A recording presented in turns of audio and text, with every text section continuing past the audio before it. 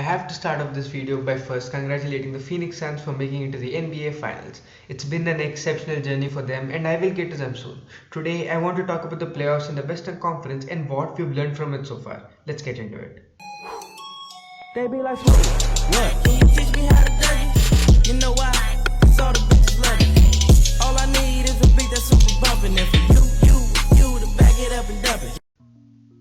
Leave a like on this video and subscribe if you haven't already. I make regular NBA content and have great ideas coming up after the playoffs. And if these are something which interests you, do subscribe to the channel. So let's start off with the first seed, the Jazz. The Jazz have two directions to go. They can either re-sign Mike Conley, assume the only reason they lost was losing their primary pick and roll ball handler and run it back again. Or they think Gobert is being exploited almost every playoff and they need to do something about it. I think they need to do a bit of both. I do think they would have won against the Clippers if they had Conley, but they didn't. Small ball and 5-out lineups are the new NBA, and having your entire defense surrounded around a player who can guard 5-out lineups is not very helpful. But the thing is, it's Utah. They don't get big name free agencies. Say Kawhi Leonard goes into free agency, or even DeMar DeRozan, who's a free agent right now. None of them are going to Utah unless they're completely overwhelmed by the offer they get. They probably are going to run it back. Gobert is going to get better regarding the pick and roll and at closers, but how better can he really get? This was a very weird season. The Jazz had an exceptional season, don't get me wrong, but I think we expected something from them that they're not due to the other injuries in the West, and that's the reason we had so many expectations on them, and that's the reason they're in this situation right now. Hopefully they figure it out. Moving on, their opponents in the first round, the Grizzlies, are a very young team. They overexceeded expectations too. Ja Morant has shown us he's an amazing young star in the league and that he has superstar potential.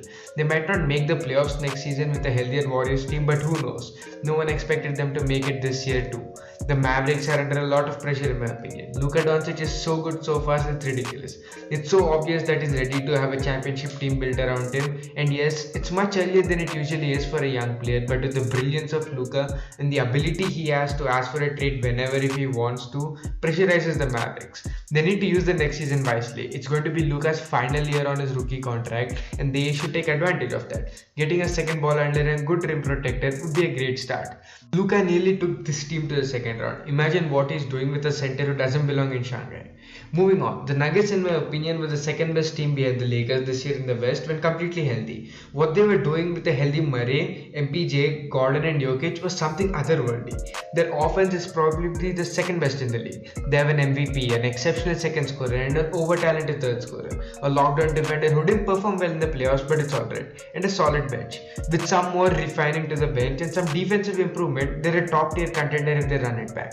The Trailblazers are in my opinion the biggest dilemma. I will be releasing a better video about them after there's more info on what's really going on in that organization right now.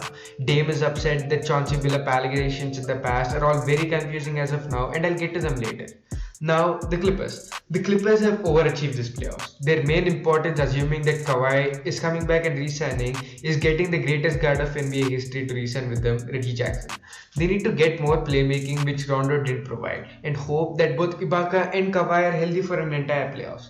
They were arguably the second best team in the West and would have cruised through the Suns with Kawhi in my opinion. Now the Los Angeles Lakers. Even the Lakers in my opinion just need to stay more healthy. They need to get more shooters who are reliable too. Every LeBron team in the past has usually had that one sniper shooter that he trusts and gets him open some or the other way. KCP was someone he thought he was going to be that, but it doesn't really look like it. They should re-sign Schroeder, but the biggest problem according to me is Anthony Davis. I said before that they need to be a healthy team to run it back, but I don't trust Anthony Davis to be healthy. Hopefully he spends $1 million in his body like LeBron does or some shit and is hopefully in the game for a longer time.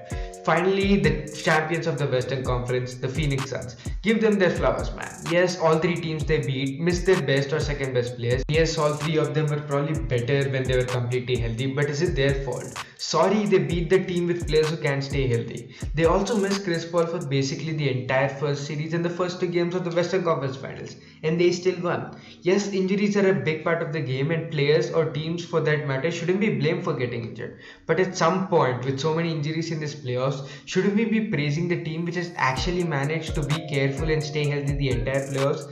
As Kenny mentioned in his video, 10 years down the line, no one is going to remember that everyone was injured. But with that being said, there's a part part inside me which makes me feel like we aren't going to get the best possible matchup we could, and the best teams are all in Cancun. Like yes, the Suns, Hawks, and the Bucks are great, but these three teams might be the most flawed teams to ever win. Right? They do deserve credit for still beating these teams, but this is something which is going to be in the back of my mind and will probably be throughout the playoffs. That's all I have for you today. Be sure to leave a like and subscribe if you're new.